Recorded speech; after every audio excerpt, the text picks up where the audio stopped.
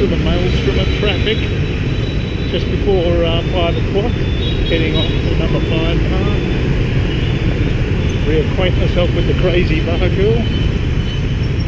And I bought 2 coffees at the place just down here, and yeah, they were really happy because they, any extra business they're very wrapped in, and I did the right thing and supported them, and they were very appreciative.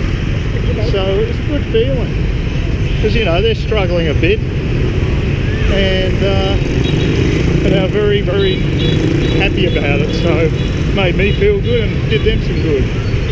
And I got my caffeine fix. So just coming up to it now, the place I buy that. Just here, see, it's a mixed store, mixed business. They sell electrical stuff and also coffee out the front. So yep. The air quality's not too bad today, so I decided to actually walk to the to number 5 bar. So we'll see how it goes. My eyes aren't as puffy as they were. It seems to come in waves. I've had a few days from time to time when I've had itchy eyes, and it clears up after about 3 days. I haven't had another cold though. I've only had 1 cold since I got here, so that's good. Maybe because I've decided not to do so much walking, which is a bit of a drag. I like to get out and about, but got to admit, it was a lot more pleasant walking around District 7. That guy's game, he just walked through all the rubble. I'm a pussy walking along the clean zone. That's a first. I mean, people here playing badminton, that's normal. But then I walked past this guy walking backwards. It looked like he was getting in position to play some ball game or something, but he was just literally walking backwards. I haven't seen that before. He could be a loon. Well, who knows? I mean, I'm sure there's plenty of mentally unstable people in Vietnam. Probably not as many as the West. That would be hard to beat. I was actually watching a few YouTube channels talking about Ricky Gervais's demolition of Hollywood on the Golden Globe Awards. Very good. There's quite a few sites that are spending time on it, and a lot of people are really enjoying the moment. It sort of reminds me of someone like Joan Rivers, who always said things that no one else would say. It's one of those things that can really make a comedian. And it's funny because in my video I talked also about Sacha Conan, the guy who was playing Ali G. He went to to a left-wing group and sort of spruiked about how it's good to have internet censorship, hate speech is bad and we've got to stop it all. It's just another reason to bloody suppress all speech. He was angry at Facebook because they're actually allowing anyone to put an ad on for the election. Obviously he'd be quite happy if all the right-wing people were banned, but his concept of freedom and hate speech are not exactly in line with what I would think, and he's the opposite of Gervais. Gervais is a left-wing apparently, but he's a lot more rational left-wing than Sacha Cohen. No, not Bowen, but I never get that right. The second name, he should change his name. Sacha Cohen anyway. Yeah, he's very disappointing. So it just shows you not all comedians are the same. But Ricky Gervais has done a lot for his profession, a hell of a lot by standing up. He's done a lot for his own career, and he's done a lot for every other comedian who wants to be able to speak freely. So hats off to you again. Brilliant effort. And you've really made a lot of people very happy with that stance.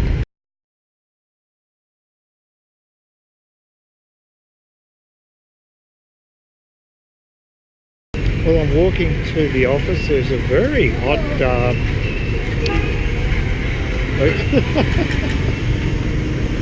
waitress at number 5 bar, and well, not waitress, bar girl. She's been there for a year, and I didn't notice her. She's incredibly hot. I don't know how I missed it, but then again, I'm a blind bastard from Cairns, so just walking down on a Wednesday night, Bar Girl Central. This is wearing thongs, wearing flip-flops, thongs. Come on, glam up. I noticed one of the girls who actually quite short, and she's a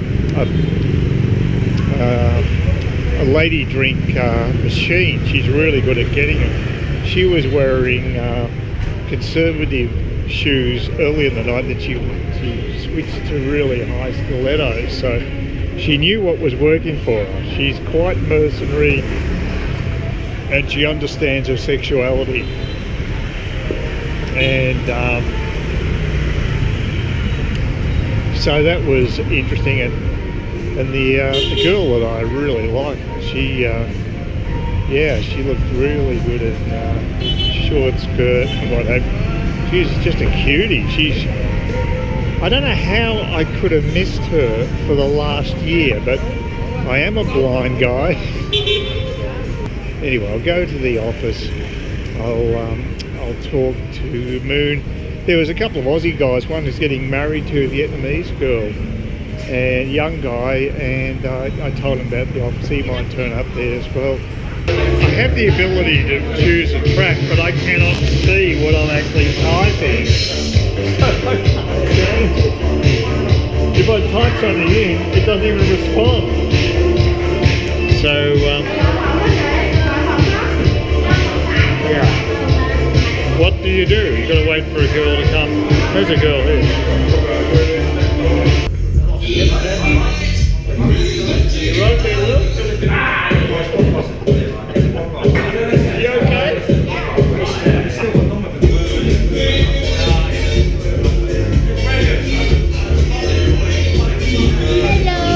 Hello. Very, very sexy sort of YouTube. Yeah. I wish I'd changed the music. I put it in over there on the laptop, and well, the girl did for me because I can't work out the system. So fingers crossed we'll finally get some old-time rock. Because these guys here probably want it too. They're my generation. It doesn't make sense. They don't understand their clientele. It's around 8 o'clock on Friday morning. Good old John. I see it now. Oh, no, there's a lot of traffic there. Wow. Here we go. Yeah, I'm going to check out my theory and see whether I can get into the into Tai Son Pho and without too many other customers. So my theory is that it doesn't fill up till about 9ish. So we'll see if that's true. Also, I wanted to mention that I actually, last time I was at number 5 bar on Wednesday, I was actually chatting to this guy named Jerry, who's a gas engineer based in Singapore, and he's working over here for a day or so, and he had a bit of a headache and had to go and get some these Japanese pills from the local pharmacy. So apparently that fixed him up, but apparently his boss has got him on a short leash. He's based in the Netherlands, and his boss was texting the poor bastards at the bar, and he said he couldn't relax because he had his boss hassling him while he was trying to have a quiet drink. Of course, he bought a couple of ladies' drinks, but an interesting guy though. He's a nice guy, and he actually he told me he actually played county cricket in England, so he must be a decent sort of sportsman. That's a pretty high level. So yeah, an interesting guy too. He's a medium fast bowler apparently, and he said when he first started, he had his first match, he was pretty young, and he got fantastic figures, and it was all downhill after that.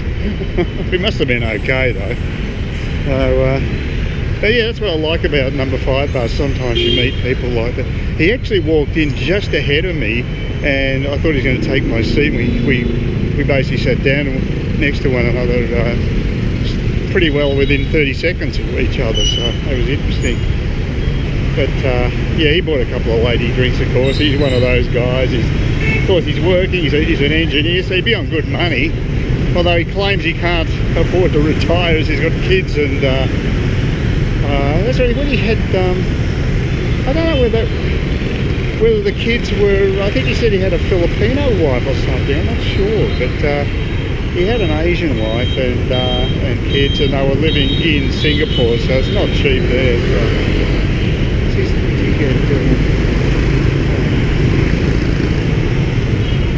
Yeah, so not good.